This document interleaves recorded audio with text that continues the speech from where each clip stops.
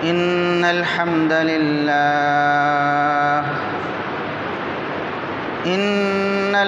لله نحمده ونستعينه ونستغفره ونعوذ بالله من شرور أنفسنا ومن سيئات أعمالنا من يهده الله فلا مضل له ومن يضلل فلا هادي له أشهد أن لا إله إلا الله وحده لا شريك له وأشهد أن محمدًا عبده ورسوله اللهم صل على محمد وعلى آل محمد كما صليت على إبراهيم وعلى آل إبراهيم إنك حميد مجيد اللهم بارك على محمد وعلى آل محمد كما باركت على إبراهيم وعلى آل إبراهيم إنك حميد مجيد أما بعد فيا أيها الناس ألا إن خير الحديث كتاب الله وخير الهدي هدي محمد صلى الله عليه وسلم وشر الأمور محدثاتها وكل محدثة بدعة وكل بدعة ضلالة أعوذ بالله السميع العليم من الشيطان الرجيم من همزه ونفخه ونفثه بسم الله الرحمن الرحيم ومن أظلم ممن منع مساجد الله أن يذكر فيها اسمه وسعى في خرابها أولئك ما كان لهم أن يدخلوها إلا خائفين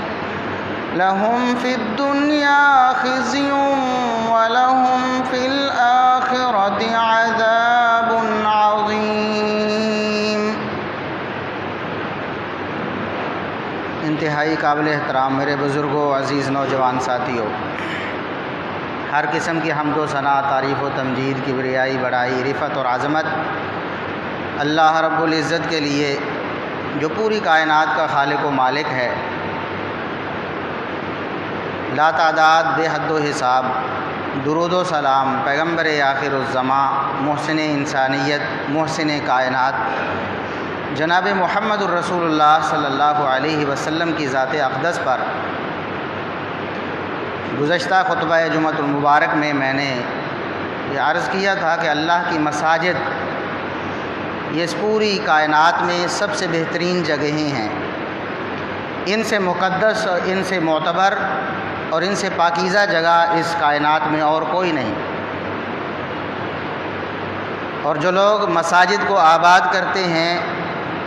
مساجد کی تعمیر و ترقی میں شامل ہوتے ہیں، حصہ لیتے ہیں، ان کے ایمان کی گارنٹی اللہ رب العزت نے دی ہے۔ اور جو بدبخت مساجد کو ڈھانے کے درپے ہو جاتے ہیں، جو مساجد میں بربادی چاہتے ہیں، اللہ اور اس کے رسول صلی اللہ علیہ وسلم کا نام بلند ہونا ان کو اچھا نہیں لگتا۔ وہ مساجد کو گراتے ہیں، مساجد کو بند کرتے ہیں، مساجد میں رکاوٹیں ڈالتے ہیں۔ ایسے لوگوں کو اللہ رب العزت کے عذاب سے ڈر جانا چاہیے۔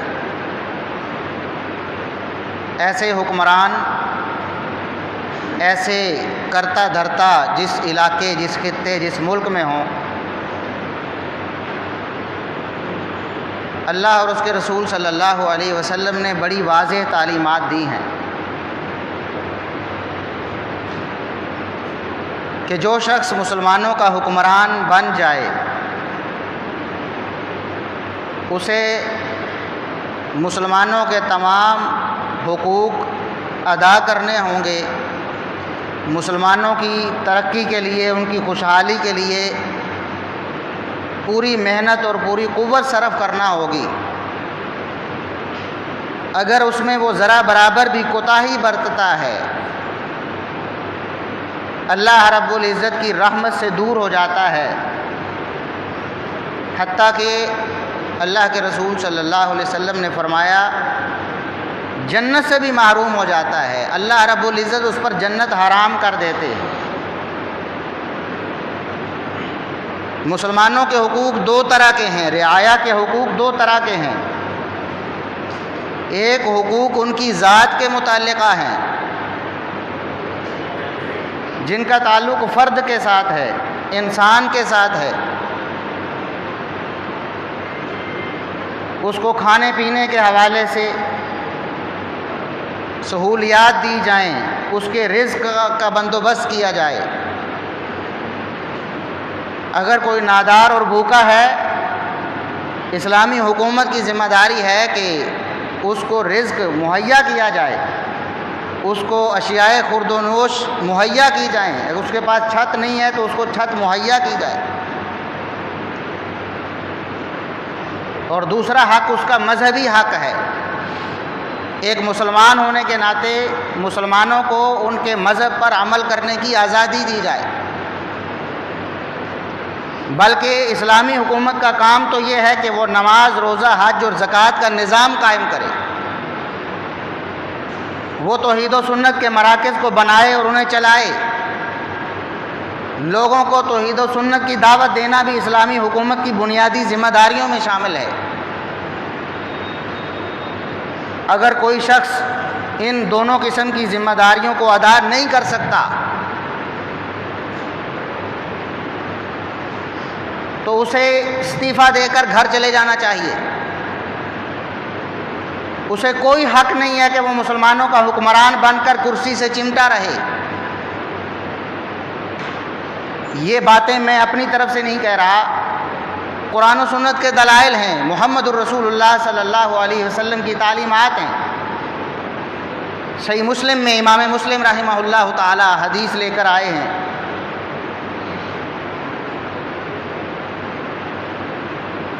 ایک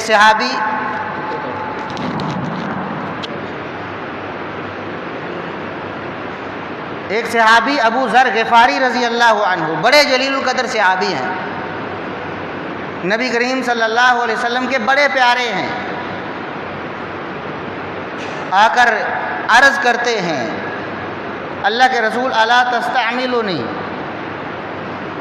حکومت میں مجھے بھی کچھ حصہ دیجئے، مجھے بھی کوئی وزارت، کوئی گورنری، کوئی گورنمنٹ کا عہدہ مجھے دیجئے۔ اللہ کے رسول صلی اللہ علیہ وسلم نے باوجود ابو ذر غفاری انتہائی بزرگ، انتہائی نیک اور پارسا صحابی ہیں،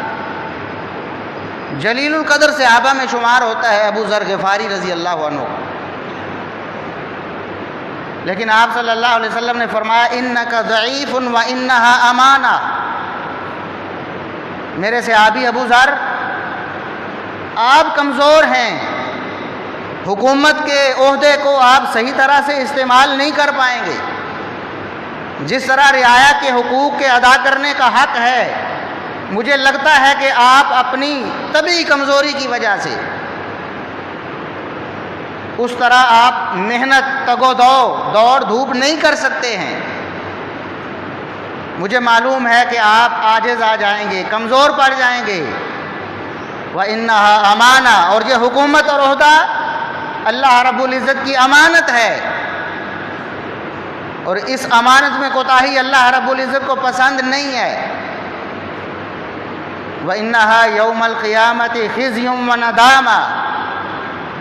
اللہ کے رسول صلی اللہ علیہ وسلم نے فرمایا کہ اگر تمہیں عہدہ مل جائے، حکومت تمہیں مل جائے، تم کسی پوسٹ اور منصب پر فائز ہو جاؤ، اس کے بعد اس عہدے کے جو حقوق تم پر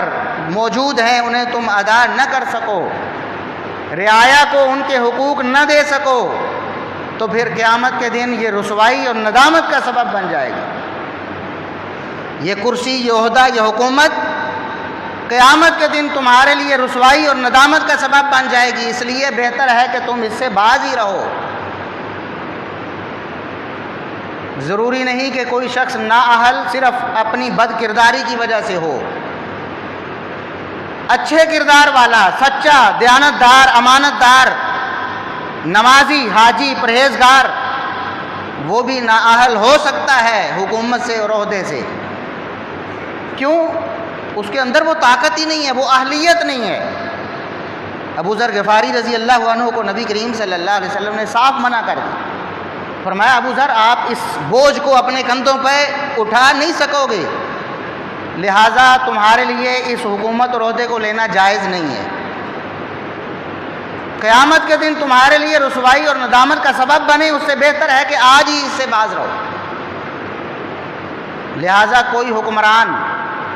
ذاتی طور پر کتنا ہی اچھا کیوں نہ ہو، کتنا ہی نیک کیوں نہ ہو،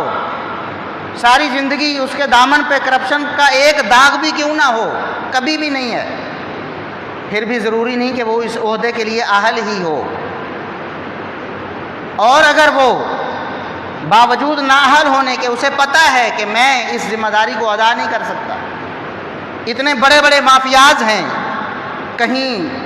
شوگر مافیا ہے، کہیں پیٹرول مافیا ہے، کہیں کوئی اور مافیا ہے، کہیں کوئی اور مافیا ہے، میں ان مافیاز سے نمٹ نہیں سکتا، بلکہ وقت پڑے گا تو مجھے ان کے قدموں میں گرنا پڑے گا، اسے چاہیے کہ استعفیٰ دے کر گھر میں چلا جائے، اسے کوئی حق نہیں ہے کہ وہ کرسی سے چمٹا رہے، کیونکہ اللہ کے رسول صلی اللہ علیہ وسلم نے اپنے پیارے صحابی سے فرمایا قیامت کے دن تمہارے لیے رسوائی اور ندامت بن جائے گی یہ کرسی، یہ عہدہ، اس سے باز رہو۔ اور پھر سیدہ عائشہ رضی اللہ عنہا، ان کے پاس ایک شخص آیا مصر سے، تو سیدہ عائشہ رضی اللہ عنہا کہتی ہیں سب سے پہلے مجھے بتاؤ، کوئی مسئلہ مسائل پوچھنے ہوں گے، فرمایا سب سے پہلے مجھے بتاؤ کہ وہاں کا والی اور حکمران جو ہے تمہارے ساتھ کیا سلوک کرتا ہے۔ اور یہ والی اور حکمران معاویہ بن حدیج رضی اللہ عنہ ہے، اور سیدہ عائشہ صدیقہ رضی اللہ عنہا کے بھائی ہیں محمد بن ابی بکر۔ کسی معاملے میں سزا کے طور پر محمد بن ابی بکر کو قتل بھی کروایا ہے معاویہ بن حدیج نے۔ یہ وہ شخص ہے معاویہ بن حدیج، صحابی ہیں رضی اللہ عنہ، ظاہر حکمران تھے، ان کی ذمہ داری تھی، کوئی معاملہ آیا محمد بن ابی بکر کا، اس معاملے میں وہ سزاوار ٹھہرے، قتل کروا دیا گیا۔ سیدہ عائشہ رضی اللہ عنہا کہتی ہیں بتاؤ اس حکمران کے بارے میں، بتایا کہ وہ حکمران ہمارے حق میں بڑا اچھا ہے، کسی کی کوئی سواری مر جاتی ہے تو اس کو سواری دیتا ہے، کسی کا غلام مر جاتا ہے اس کو غلام دیتا ہے، کسی کے پاس کھانے پینے کو نہیں ہوتا، فاقہ کشی ہے، اس کو کھانے پینے کے لیے دیتا ہے، ہمارے حق میں بڑا اچھا حکمران ہے۔ سیدہ عائشہ صدیقہ رضی اللہ عنہا، جن کا بھائی اسی حکمران کے ہاتھوں قتل ہو چکا ہے، وہ فرماتی ہیں کہ مجھے پتہ ہے میرے بھائی کے ساتھ اس نے یہ کیا ہے، میرا بھائی اس کے ہاتھوں قتل ہوا ہے، لیکن میں انصاف کے تقاضوں کو مد نظر رکھتے ہوئے تمہیں اللہ کے رسول صلی اللہ علیہ وسلم کی حدیث سناتی ہوں۔ میں نے اس گھر میں رسول اللہ صلی اللہ علیہ وسلم کو یہ فرماتے ہوئے سنا تھا، اللہم، اے اللہ، اللہ کے رسول صلی اللہ علیہ وسلم نے دعا اور بد دعا کی ایک ہی وقت میں، اللہم، اے اللہ، جو شخص میری امت کے معاملوں کا نگران بنے، حکمران بنے، فشق علیہم فشقق علیہ، پھر وہ ان پر سختی کرتا ہے، ان پر عرصہ حیات تنگ کرتا ہے، اے اللہ تم بھی اس پر سختی کر دے۔ اور اے اللہ جو شخص میری امت کا حکمران بنتا ہے، فرفق بہم، پھر حکمران بن کے اپنی رعایا کو خوشحالی کی راہ پر گامزن کرتا ہے، ان کے حقوق و واجبات کو ادا کرتا ہے، ان کے لیے آسانیاں کرتا ہے، اے اللہ فرفق بھی تو، اے اللہ میں تیرا نبی تجھ سے سوال کرتا ہوں اور دعا کرتا ہوں، تو اس کے ساتھ نرمی والا معاملہ فرما۔ جو حکمران مسلمانوں کے ساتھ نرمی کرتا ہے، مسلمانوں کے ساتھ اچھا سلوک کرتا ہے، اللہ کے رسول صلی اللہ علیہ وسلم کی اس کے لیے دعا ہے کہ اللہ رب العزت اس سے اچھا سلوک کرے۔ اور جو سختی کرتا ہے، تنگ کرتا ہے، ان کے نوالے چھینتا ہے، ان کے کاروبار تباہ کرتا ہے، ان کی مساجد کو ڈھاتا ہے، اللہ اور اس کے رسول صلی اللہ علیہ وسلم کی آواز کو دباتا ہے، اللہ کے رسول صلی اللہ علیہ وسلم نے بد دعا کی ہے کہ یا اللہ اسے برباد کر دے، تباہ کر دے، تو بھی اس پر سختی والا معاملہ فرما۔ اور عبداللہ بن عمر بن عاص رضی اللہ عنہما، وہ نبی کریم صلی اللہ علیہ وسلم سے ایک حدیث بیان فرماتے ہیں۔ اللہ کے رسول صلی اللہ علیہ وسلم نے فرمایا ان المقسطین عند اللہ علی منابر من نور، یہ بھی صحیح مسلم کی حدیث ہے، پہلی بھی جتنی احادیث میں نے سنائی صحیح مسلم کی۔ اللہ کے رسول صلی اللہ علیہ وسلم نے فرمایا کہ جو انصاف پسند حکمران ہیں، اپنی رعایا کے ساتھ انصاف کرنے والے ہیں، اپنے عہدے کے ساتھ انصاف کرنے والے ہیں، اہلیت رکھتے ہیں اور اس اہلیت کو استعمال بھی کرتے ہیں، فرمایا قیامت کے دن اللہ کی دائیں جانب نور کے ممبروں پر براجمان ہوں گے یہ حکمران،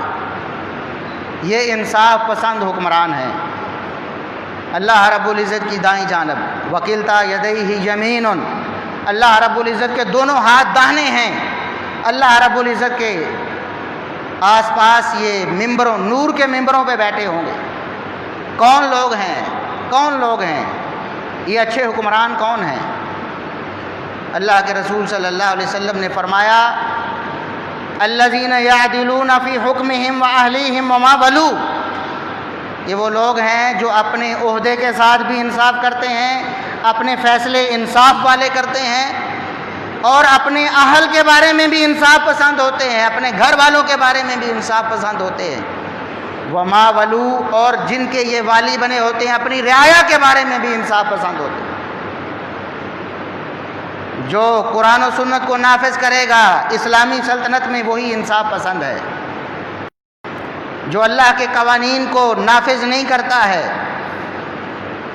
اللہ رب العزت کے عذاب کو دعوت دینے والے امور سر انجام دیتا ہے، اسلام کے نام پر بننے والے ملک کے دارالخلافہ میں مندر بناتا ہے، شرک و کفر کے اڈے قائم کرتا ہے، وہ انصاف پسند نہیں ہو سکتا۔ اللہ کے رسول صلی اللہ علیہ وسلم نے فرمایا جو انصاف پسند ہیں اپنے عہدے کے بارے میں، اپنی رعایا کے بارے میں، اپنے گھر والوں کے بارے میں، ایسے حکمران قیامت کے دن اللہ رب العزت کے پاس نور کے ممبروں پر جلوہ افروز ہوں گے۔ اور جو نا انصاف ہیں، سیدنا معقل بن یسار رضی اللہ عنہ، صحیح مسلم کی حدیث ہے، ایک حکمران عبید اللہ بن زیاد تیمارداری کے لیے آیا، عیادت کے لیے آیا، معقل بن یسار رضی اللہ عنہ بیمار ہیں، بستر مرگ پہ پڑے ہیں، حکمران آتا ہے عبید اللہ بن زیاد تیمارداری کرنے کے لیے، عیادت کرنے کے لیے، تو معقل بن یسار رضی اللہ عنہ کہتے ہیں انی محدث حدیثا سمعتہ من رسول اللہ صلی اللہ علیہ وسلم، میں تمہیں اللہ کے رسول صلی اللہ علیہ وسلم سے سنی ہوئی ایک حدیث سنانا چاہتا ہوں، تم حکمران ہو نا، تمہارے بارے میں اللہ کے رسول صلی اللہ علیہ وسلم کی ایک حدیث ہے، وہ تمہیں سنانا چاہتا ہوں، سنائیں جی۔ کہتے ہیں سمیت رسول اللہ صلی اللہ علیہ وسلم یقول، میں نے اللہ کے رسول صلی اللہ علیہ وسلم کو یہ فرماتے ہوئے سنا تھا ما من عبد یسترعیہ اللہ رعیۃ یموت ثم یموت وہو غاش لرعیتہ الا حرم اللہ علیہ الجنہ۔ حکمرانوں کے بارے میں نبی کریم صلی اللہ علیہ وسلم نے فرمایا جس شخص کو اللہ رب العزت حکمرانی دے دے، جو حکمران بن جائے مسلمانوں کا، پھر وہ اپنے رعایا کے حقوق کی تلفی کرے، رعایا کا جو حق بنتا ہے انہیں ادا نہ کرے، اللہ کے رسول صلی اللہ علیہ وسلم نے فرمایا پکی بات ہے کہ اللہ اس پر جنت حرام کر دیتا ہے، جنت اس پر حرام ہے۔ رعایا پر ظلم کرنے والا حکمران، اس پر جنت حرام۔ اور دوسری روایت کے الفاظ ہیں، یہی حدیث ماکل بن یسار رضی اللہ عنہ، ما من امیر یلی امر المسلمین ثم لا یجہد لهم ولا ینصح الا لم يدخل معهم الجنہ۔ اللہ کے رسول صلی اللہ علیہ وسلم نے فرمایا جو شخص مسلمانوں کا حکمران بن جاتا ہے، پھر پوری تندہی کے ساتھ، پوری طاقت اور پورے زور کے ساتھ مسلمانوں کی خیر خواہی کے لیے اور ان کی بھلائی کے لیے کام نہیں کرتا ہے، اللہ کے رسول صلی اللہ علیہ وسلم نے فرمایا اللہ ناانصاف نہیں ہے۔ ظلم کی چکی میں پسنے والے عوام بھی جنت میں جائیں اور وہ حکمران بھی ساتھ جنت میں چلا جائے جو ان پر ظلم و ستم کرتا رہا،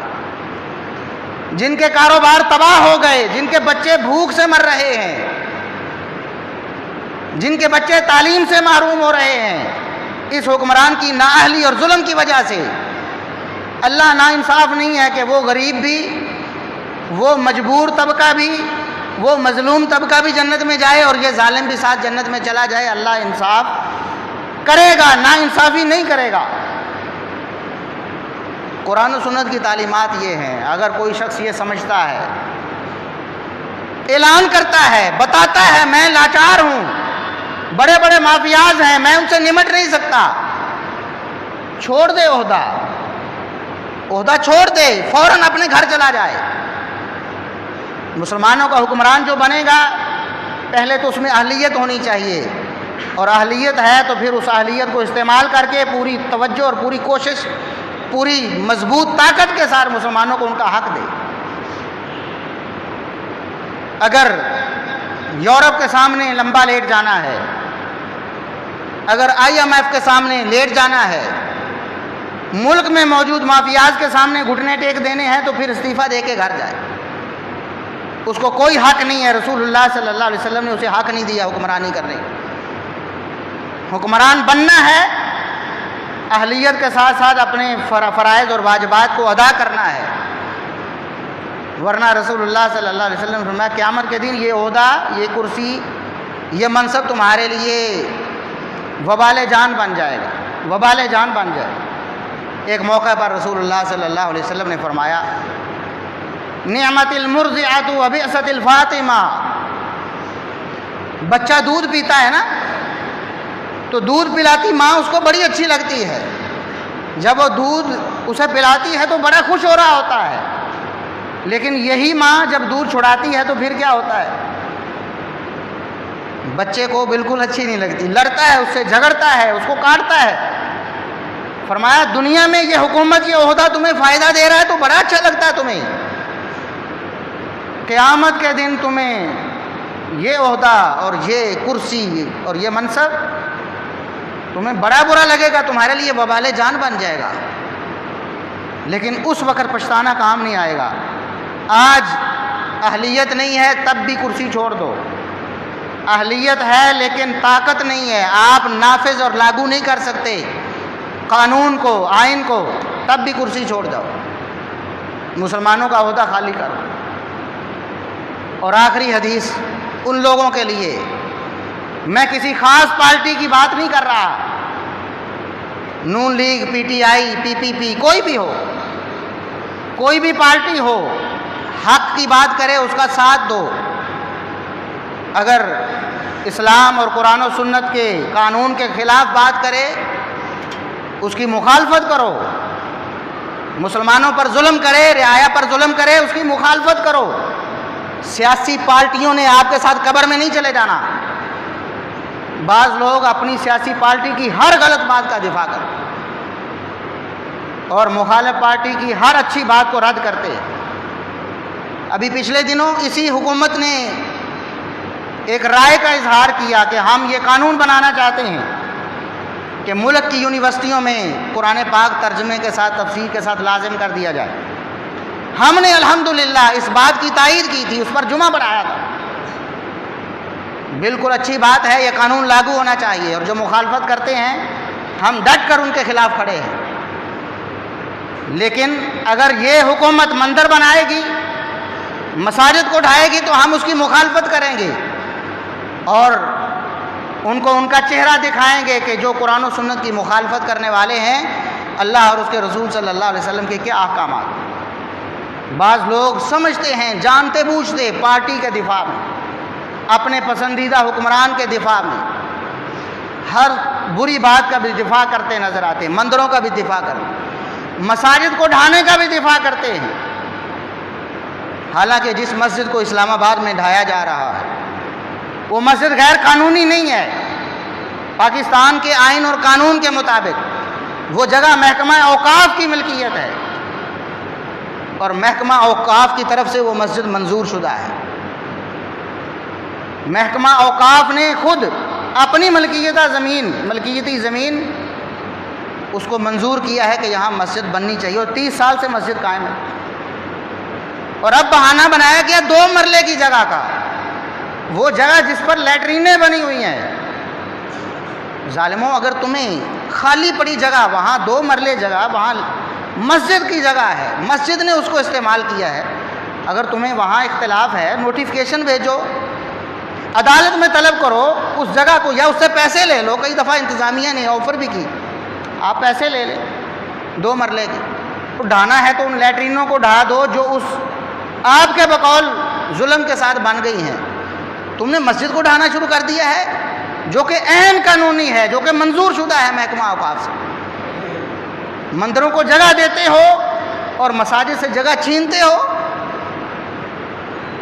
اس لیے جو لوگ آج بھی ان غیر قانونی اور غیر شرعی اقدامات کا دفاع کر رہے ہیں، آخری بات کرتا ہوں، انہیں نبی پاک صلی اللہ علیہ وسلم کی ایک حدیث سناتا ہوں۔ جامع ترمذی میں امام ترمذی رحمۃ اللہ علیہ یہ حدیث لے کر آئے ہیں، بیان کیا ہے کعب بن عجرہ رضی اللہ عنہ، نبی کریم صلی اللہ علیہ وسلم کے پیارے صحابی ہیں کعب بن عجرہ۔ ایک دن نبی کریم صلی اللہ علیہ وسلم ان سے محبت کا اظہار کرتے ہیں۔ محبت کا اظہار کس انداز میں، کن الفاظ میں؟ فرمایا انی اعیذک باللہ یا کعب بن عجرہ، کعب بن عجرہ میں آپ کو اللہ کی پناہ میں دے کے جاتا ہوں، میں آپ کو اللہ کی پناہ میں دیتا ہوں، اللہ تمہیں محفوظ رکھے۔ کن سے؟ امراء یکونون من بعدی، ان حکمرانوں سے جو میرے بعد آنے والے ہیں۔ وہ حکمران کیسے ہوں گے؟ کن حکمرانوں سے تمہیں اللہ کی پناہ میں دے کے جانا چاہتا ہوں؟ وہ حکمران جو مسلمانوں کے حکمران بنیں گے، ظلم و ستم کریں گے، ناانصافی کریں گے، قرآن و سنت کے خلاف رعایا پر قانون نافذ کریں گے۔ اور اللہ کے رسول صلی اللہ علیہ وسلم نے فرمایا فمن غشی ابوابہم فصدقہم فی کذبہم واعانہم علی ظلمہم فلیس منی ولست منہ ولا یرد علی الحوض۔ بڑی وعید ہے ان لوگوں کے لیے جو حکمرانوں کا یا سیاسی لوگوں کا، حکمران نہ بھی ہوں، ان لوگوں کا جھوٹا دفاع کرتے ہیں۔ فرمایا ایسے لوگ جو حکمرانوں کے پاس آتے جاتے ہیں اور ان کی جھوٹی باتوں میں بھی ان کی تصدیق کرتے، کہتے نہیں نہیں بالکل ٹھیک کیا ہے۔ وَأَعَانَهُمْ عَلَى ظُلْمِهِمْ، وہ جب ظلم کرتے ہیں اس ظلم میں ان کے ہم نوا بن جاتے ہیں۔ حکومت ظلم کرتی ہے، عوام پر ٹیکس ڈال دیتی ہے، پیٹرول کی قیمتوں میں اضافہ کر دیتی ہے، 26 روپے اچانک اضافہ کر دیا جاتا ہے، اور پھر بھی دفاع کرنے والے موجود ہیں، جی بہت اچھا ہوا ہے، جی بالکل ٹھیک ہوا ہے، جی ظلم پر ان کی اعانت کرتے ہیں، ان کی تائید کرتے ہیں۔ اللہ کے رسول صلی اللہ علیہ وسلم نے فرمایا یاد رکھو ان لوگوں کا میرے سے کوئی تعلق نہیں، میں ان کے ساتھ کوئی تعلق نہیں رکھتا اور وہ میرے ساتھ کوئی تعلق نہیں رکھتے۔ اور اس سے بھی بڑی وعید فرمایا ولا یرد علی الحوض، ایسے خوشامدی لوگ جو حکمرانوں کی غلطیوں پہ ان کا دفاع کرتے ہیں، ان کے ظلم و ستم پہ ان کے ہم نوا بن جاتے ہیں، فرمایا ایسے شخص، ایسے لوگ قیامت کے دن میرے پاس حوض کوثر پر نہیں آ پائیں گے۔ حوض کوثر پر آنے پہ پابندی لگ جائے گی، ایسے لوگ حوض کوثر پر نہیں آ پائیں گے۔ اور فرمایا وہ لوگ خوش قسمت جو حکمرانوں کے پاس جاتے ہیں یا نہیں جاتے، تعلق رکھتے ہیں یا نہیں رکھتے، سیاست میں ان کا کوئی عمل دخل ہے یا نہیں ہے، لیکن ایک بات ہے کہ حکمران جب بھی جھوٹ بولتے ہیں تو وہ ان کی تصدیق نہیں کرتے ہیں، وہ کہتے ہیں غلط کہہ رہا ہے، اور جب بھی حکمران ظلم کرتے ہیں تو وہ ان کے ہم نوا نہیں بنتے بلکہ کہتے ہیں کہ ظلم ہے۔ فرمایا کہ یہ وہ خوش نصیب ہیں کہ یہ میرے ساتھ تعلق رکھتے ہیں، میں ان کے ساتھ محبت رکھتا ہوں۔ وَسَيَرِدُ عَلَيَّ الْحَوْضَ، قیامت کے دن اللہ رب العزت انہیں میرے پاس حوض کوثر پہ لے کے آئے گا۔ اس لیے اللہ رب العزت سے دعا ہے کہ اللہ رب العزت ہمارے حکمرانوں کو ہدایت نصیب فرمائے، اگر ہدایت ان کے نصیب میں نہیں تو اللہ رب العزت بدل کر کوئی ہدایت یافتہ شخص ہمارے لیے لائے جو ملک و قوم کے لیے، اسلام کے لیے اچھا ہو۔ وآخر دعوانا الحمدللہ رب العالمین۔